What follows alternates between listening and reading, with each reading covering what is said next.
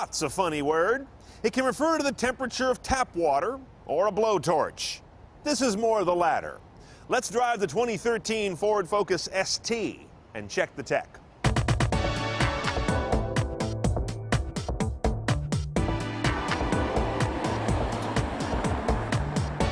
Now, the all-new ST is called that because it's built on the all-new Focus. This is now a global car. No more of that envy of the cooler one they get in England or somewhere. Some visual cues for the spotter, the Aston Martin-esque front mouth, the big Y-spoke alloy wheels and nice low stance, subtle but effective body kit, the twinned outlet exhaust in that tidy rump. Those are among the most obvious cues. As are these Recaro sports seats. These guys are real narrow. Try them before you order them. Look at these bolsters. Real deep and so narrow it's like they're meant for sitting sideways, not facing forward. These are not flexible or adjustable. They really grab you in there. I kind of barely fit. Luckily, these are also available in all black. You don't have to suffer the indignity of yellow or blue inserts. Now, you'll recognize my Ford Touch up here on the optional 8-inch color LCD. This is part of a package. And unless I'm imagining things, Ford's definitely been working on optimizing the touch response. That's one of the biggest gripes folks have had about this system, is that it's a little too slow or it doesn't get it every time. That seems to be improving quite a bit, even from a few months ago.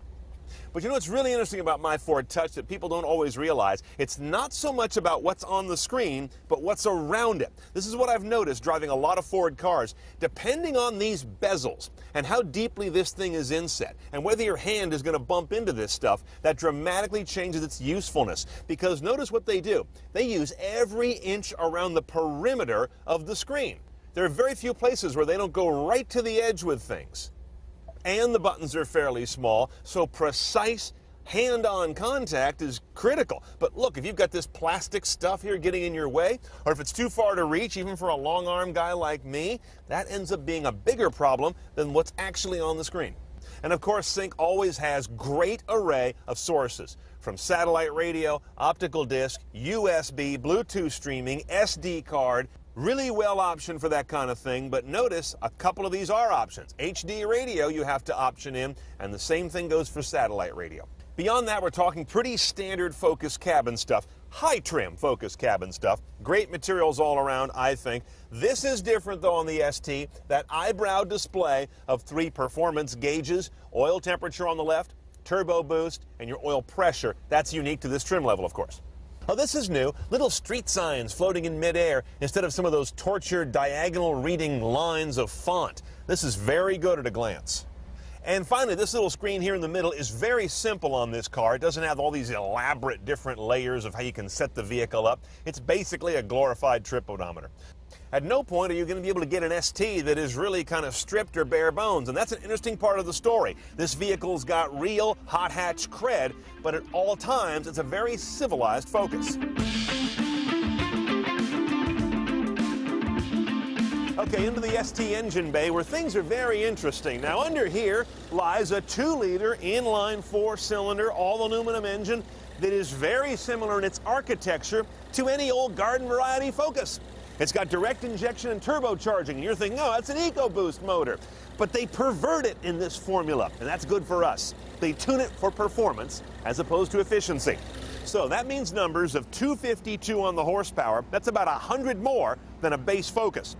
270 on the torque. That's 124 more foot-pounds. These are life-changing numbers, folks. 0 to 60 in about 6.6 seconds. Front-wheel drive only, by the way. And the MPG, while well down from an EcoBoost car, isn't bad. 23.32 for a hot little hatch.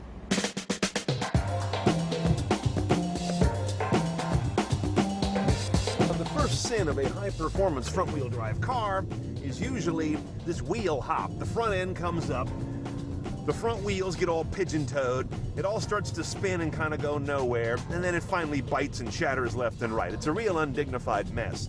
This car doesn't really exhibit much of that, if any, and I'm driving on a wet day, and it's doing rather well.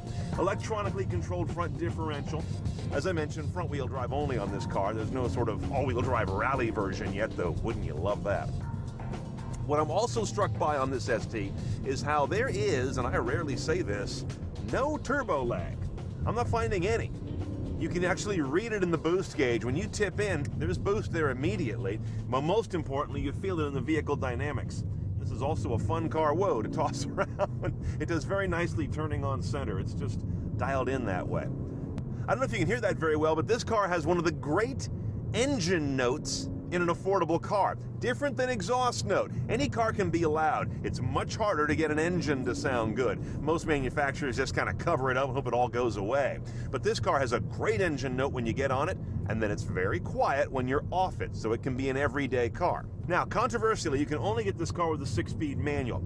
The purists, the driving enthusiasts, will say, well, of course, it's an ST. But in this day and age, that's limiting sales. There's no two ways about it. So I wouldn't be surprised if they get like a sport automatic or a dual clutch, really, on this car in the succeeding model year. That would make sense to me. It's a good transmission, nice clutch engagement, nothing too light or rubbery. The throws on the gearbox are a little long for my tastes, but the engagement is real clean and positive. All right, let's price this 2013 ST. Base is $24,500 delivered, but you're not quite CNET style yet. You got to add $2,400 for the inelegantly named Package 201A. That gets you HD radio, satellite radio, the 8-inch LCD with My Ford Touch, kind of want that, 10-speaker Sony audio, dual zone automatic temperature control, and those Recaro seats. No. For another $2,200, you can get the navigation as part of a package, but note that you can a la carte that navigation by just buying an SD card from the Ford dealer. I think I would do that.